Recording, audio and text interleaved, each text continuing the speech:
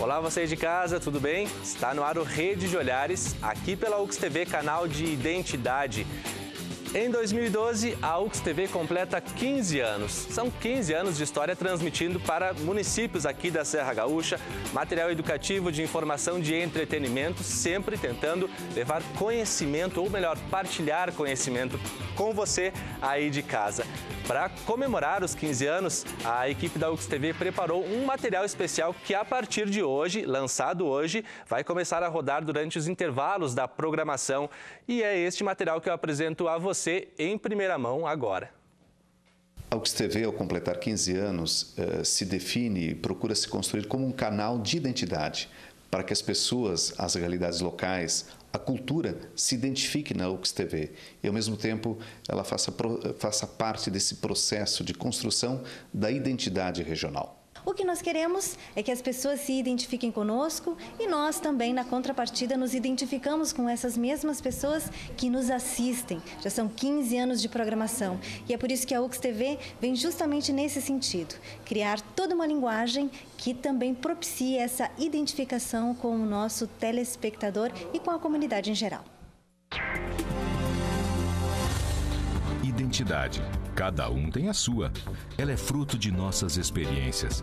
Cada pessoa deixa marcas no caminho e, assim, forma a cultura de um povo.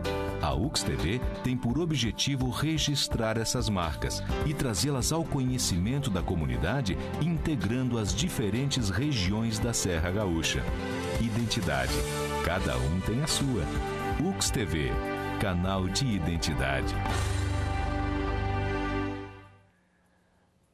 Daí, a partir de hoje, durante algum tempo, você vai acompanhar ao longo da programação da UX TV este material aí preparado especialmente para comemorar os 15 anos da UX TV, canal de identidade.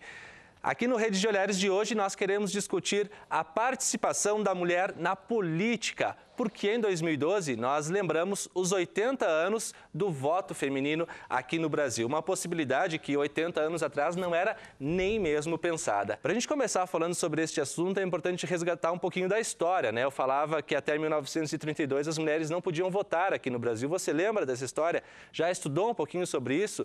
Se não, a gente relembra a história para você agora.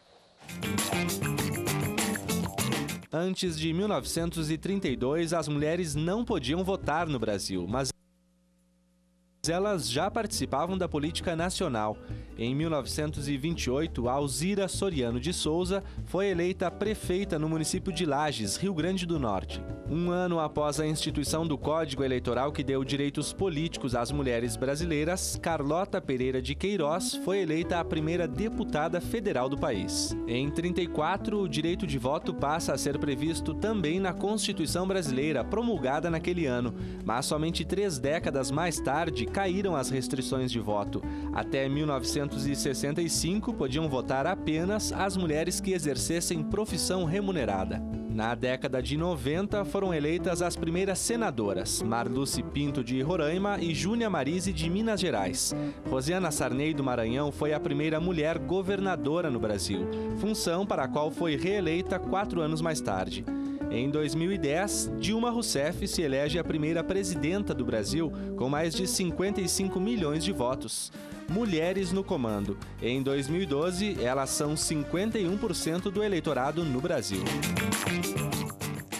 Daí as mulheres que hoje são a maioria, né, do eleitorado aqui no Brasil, representam a maior parte dos eleitores, ou seja, se quiserem, mulheres, vocês podem decidir o rumo dos mais de 5 mil municípios do Brasil agora no próximo domingo, que nós temos o primeiro turno das eleições 2012. A gente falava aqui destas mulheres que foram as primeiras, então, primeira presidenta, primeira governadora, prefeita e por aí vai. Aliás, falar em prefeita, a prefeita ali, Alzira Soriano de Souza, que foi eleita em Lages, no Rio Grande do Norte, ela acabou não tomando posse, né? Um pouquinho disso, Mônica. Isso é o que nós estávamos falando antes, né? Porque até a Rose tem um resgate histórico que ela pode trazer.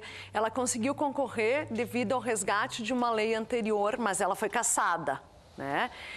Mas o que eu acho importante, em 1928 já tinha tido um movimento da primeira mulher a votar, também no Rio Grande do Norte. Eu acho importante a gente colocar isso, porque a gente tem essa visão de que o Rio Grande do Sul, que nós, ou o centro do país é que começou.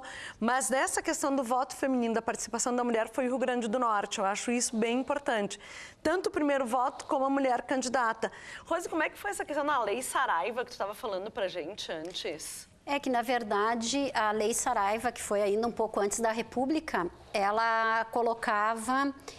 a questão ampliou um pouco os direitos de votar, porque se nós fizermos um resgate ainda na história do Brasil, nós vamos ver que as primeiras eleições datam ainda de 1532, mas naquela época eram eleições bem restritas, né, para as capitanias, enfim, e votava cerca de 1% da população, porque eram homens, né, tinha que ser homem, ricos, porque era exigido uma renda mensal para votar, uma renda anual e uma maior ainda para ser votado, por consequência, escravos, os indígenas, mulheres, analfabetos, a grande maioria da população não votava. A Nova Zelândia foi o primeiro país do mundo, né, que concedeu esse direito às mulheres, ainda no século XIX, né? Exatamente. E aqui no Brasil, a gente teve, na realidade, o primeiro voto em 1927, que foi antes da eleição, essa anteriormente citada, que foi uma mulher também do Rio Grande do Norte, que pediu o direito, entrou judicialmente, pedindo o direito de voto, e assim foi concedido. Sendo concedido esse direito, ela pôde votar e este voto não foi anulado. E até eu queria saber da Mariane, porque antes mesmo dessa possibilidade da mulher votar, muitas brasileiras lutaram por esse direito, também pelos direitos das mulheres, né? Por exemplo, a gente pode lembrar a Chiquinha Gonzaga, que ela lutava bastante pelos direitos das mulheres, né? A própria Pagu, então, e que era uma escritora e jornalista, né? Mulheres que lutavam bastante. Na época, esse início do século XX, quase 100 anos atrás, ou 100 anos atrás, o que representava essa luta aí, Mariane? Isso mesmo, são lutas que tentam quebrar com algumas lógicas da participação da mulher em diversos espaços que não o restrito à casa.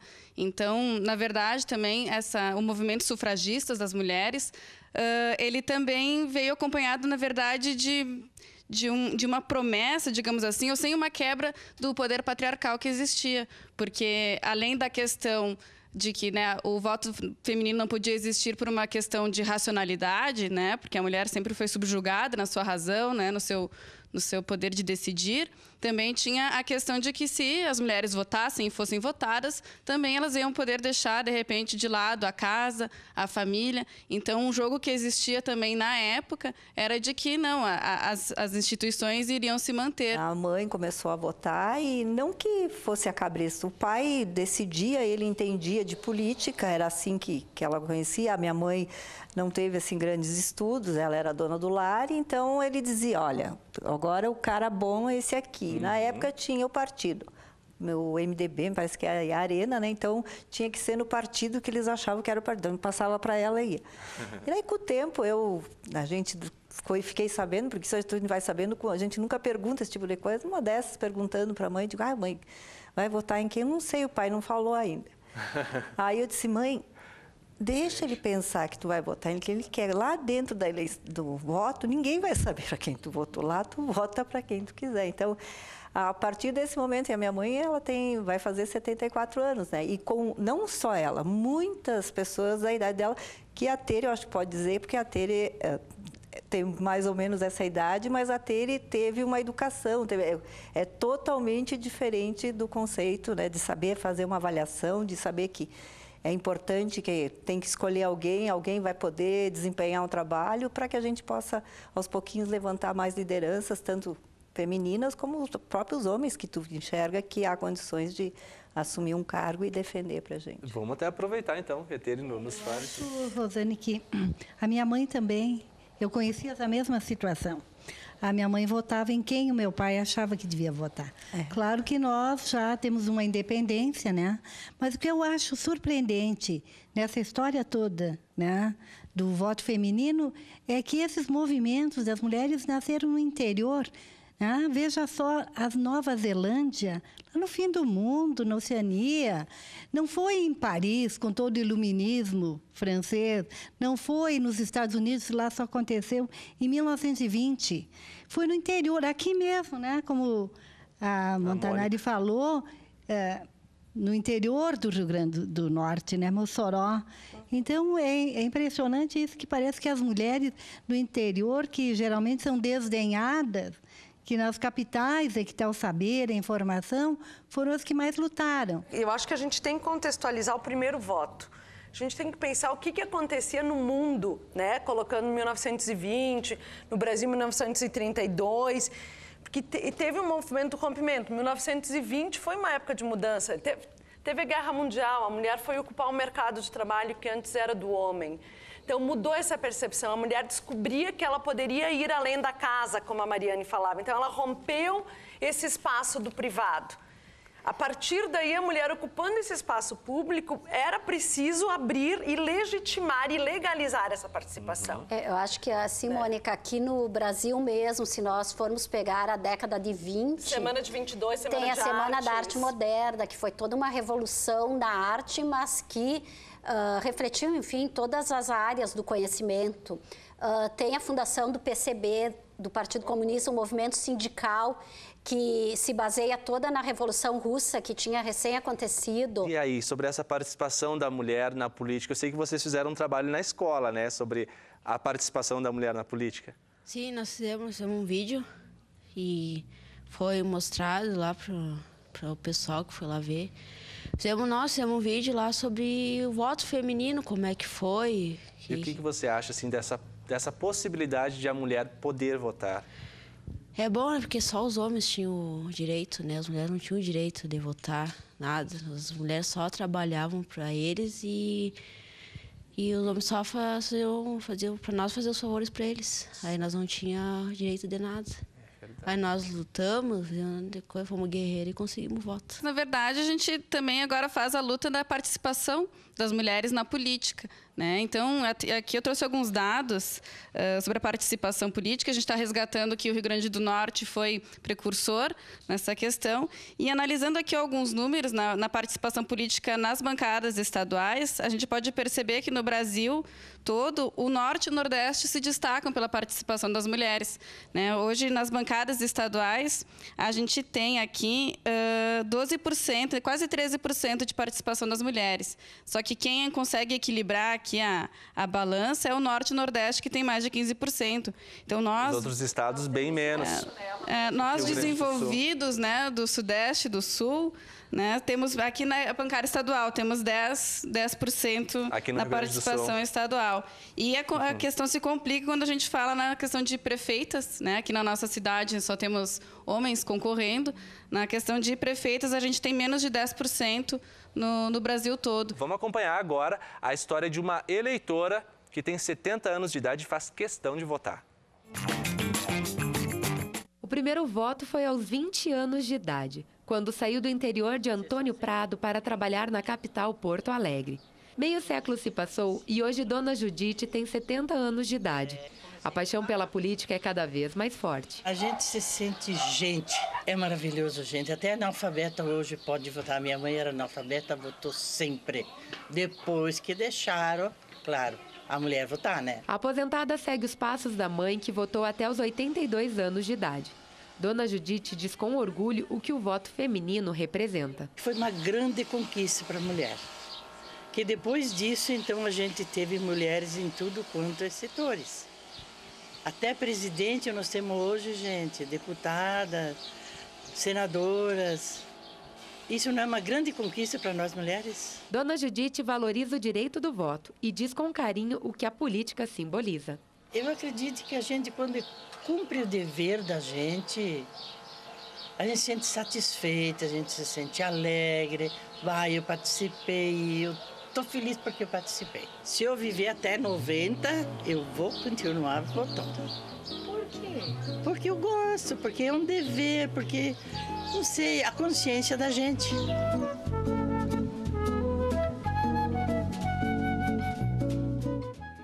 Que história, né, da Dona Judite. Terezinha, ela disse que quer votar até os 90 anos de idade ou até quando ela viver, só que na próxima eleição, em 2014, a nossa entrevistada já não tem mais a obrigatoriedade do voto, que vai até aos 70 anos, hein? Da onde que vem essa vontade aí de continuar participando? Eu acho que ela tem um civismo muito grande e eu a cumprimento por isso. ela certamente sabe da luta que as mulheres tiveram e quer honrar, né, essas mulheres que vieram antes de nós e que, por causa delas, nós votamos hoje. A minha mãe tem 75 anos também, é muito claro, né, que vai votar. Meu pai está com 77. Mas eu acho que isso é o importante a gente ter noção do que a dona Judite falava, do quanto o voto é importante, quanto a participação das pessoas. O quanto nós lutamos, mulheres e os homens, para chegarmos a essa democracia, para ter esse direito à escolha, essa participação. Vejo as pessoas muito falando, vou votar em branco, vou anular o voto, essas campanhas. Gente, historicamente, olha o que significa tu poder escolher as pessoas que vão te dirigir. As mulheres, vocês se quiserem, podem sim decidir. Pois é, nós somos o futuro maioria, dos municípios. Né? Eu tenho uma lista de alguns municípios aqui da Serra Gaúcha em que as mulheres são em maior número de eleitoras. Caxias do Sul, Bento Gonçalves, Farroupilha, Veranópolis, Nova Prata, Guaporé, Bom Jesus. Estes são alguns dos municípios aqui da Serra Gaúcha em que o número de eleitoras é sim maior, o número de mulheres, do que o número de homens, né? Deixa eu saber das nossas estudantes aqui o seu nome. Cindy. E que idade, Cindy? 12. Então, participação da mulher na política, a mulher poder votar, o que você acha dessa história toda? Eu acho que elas mereceram tudo isso que elas podem fazer agora. Elas merecem tudo. Por causa que elas batalharam, elas sempre foram discriminadas e agora estão aí. Conseguiram tanta coisa já. Estão de parabéns, elas? Estão. As que lutaram? É. Tá, ok. Obrigado, viu? Deixa eu passar aqui o seu nome. Letícia. Letícia, tem que idade? 13 anos. E na sua família, hein? As mulheres costumam participar? O que as mulheres falam sobre política, sobre eleição, mais especificamente?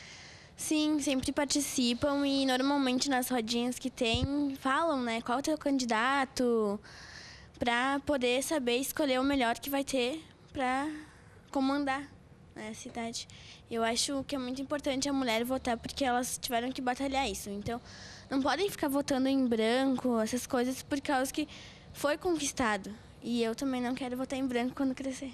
Nosso trabalho foi bom porque a gente falou sobre a mulher e sobre o quanto ela lutou para ter o voto dela.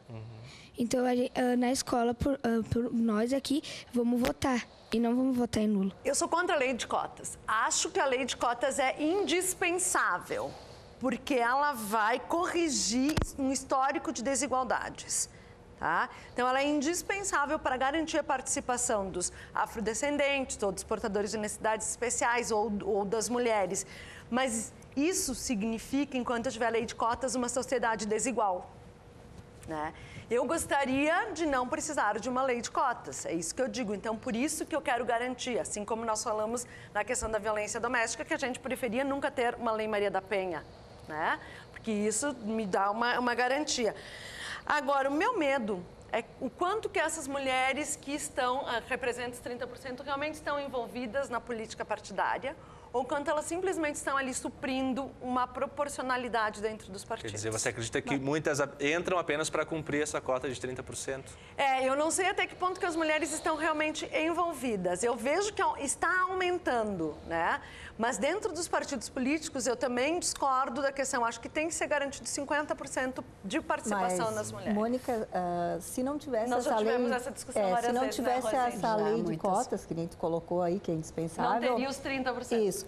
Aí, o que acontecia? Como era um mundo estritamente, eu enxergo assim, masculino, aí então vamos ter os vereadores, então é o fulano, o ciclano, lá, os homens se conversavam, esses aqui vão concorrer. Como eles precisam essas cotas, então eles mesmos têm que buscar lideranças femininas. Márcia. Mas aquilo assim, que tu falou de essa nova geração, eu acredito que vai ter um suporte em casa para poder sair e ficar na rua e saber que o seu companheiro vai cuidar dos filhos, vai se virar, que não vai precisar. Sim, que nem porque na verdade a lei de cotas, ela é uma parte das medidas afirmativas, né?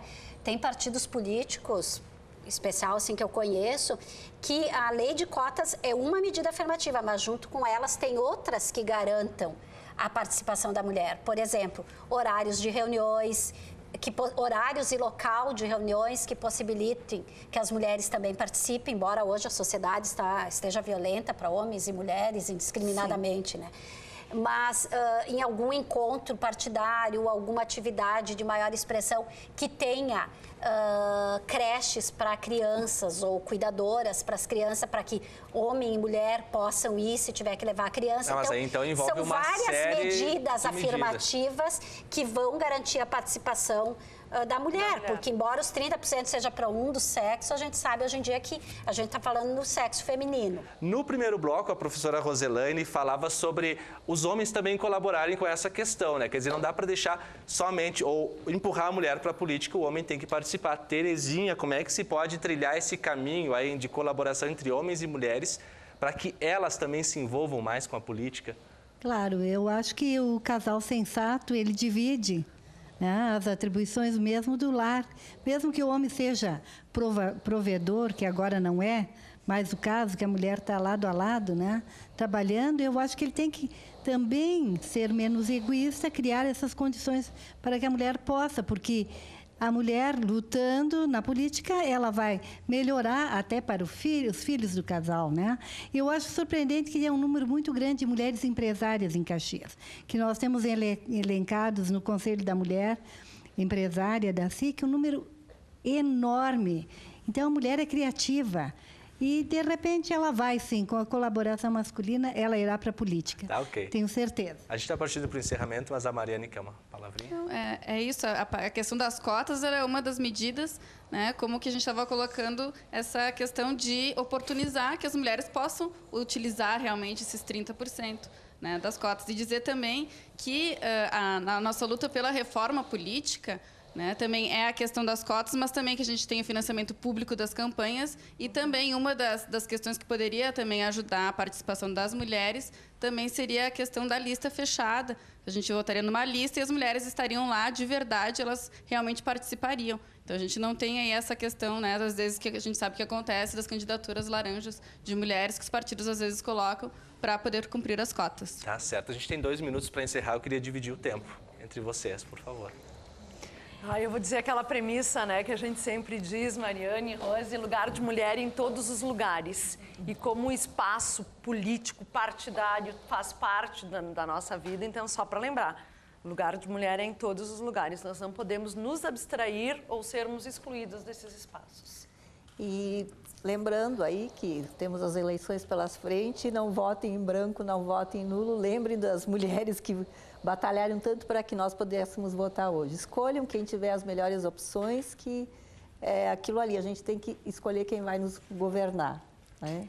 Eu acho que também, seguindo aqui, né, eu acho que essa questão do voto, da eleição é muito importante. Nós estamos às vésperas de uma eleição, mas lembrar que a cidadania, a democracia, a participação, ela deve acontecer no dia a dia, em todos os momentos, independente do ano ser eleitoral ou não ser, mas a participação de homens, de mulheres, da juventude, de idosos, de todas as pessoas, ela é importante em qualquer momento da vida, em todas as situações, né? Acho que é aí que a gente tem que pensar na participação política também, não só na política eleitoral ou partidária. Ok. Terezinha, por favor, uma palavra final. Olha, eu reitero o que a Márcia falou, que votem, né? Por favor, votem, não deixem voto nulo, voto em branco. Nós temos candidatos. Depende da nossa escolha para nós termos uma cidade, como está sendo agora, boa e ainda melhor. Okay. Obrigada. Eu acredito que a melhor coisa que todos temos a fazer é votar, pois o voto em branco ou o voto nulo é uma procuração em branco que se dá para os políticos. Isso mesmo. Mulheres também pensam, também sabem decidir, também gostam de política, né? Então, que todo mundo participe e se identifique, discuta, que isso é o mais importante. Tá certo. Mariane Traves Seconello, integrante da Marcha Mundial das Mulheres, Ágata Tonieto, advogada, Terezinha Rio Tregancin, integrante do Conselho da Empresária da Câmara da Indústria, Comércio e Serviços, estudantes da Escola Municipal Giuseppe Garibaldi, aqui de Caxias do Sul, Mônica Montanari. Eu vou agradecendo uma por uma, Márcia Rosa, vice-presidente do Conselho da Empresária da SIC, e Roselaine Frigeri, que é advogada e professora de História. Muito obrigado pela participação de vocês. Você, mulher aí em casa, pense na sua participação na política. Dia 7 de outubro tem o primeiro turno das eleições. Rede de Olhares fica por aqui. A gente se vê numa próxima. Até!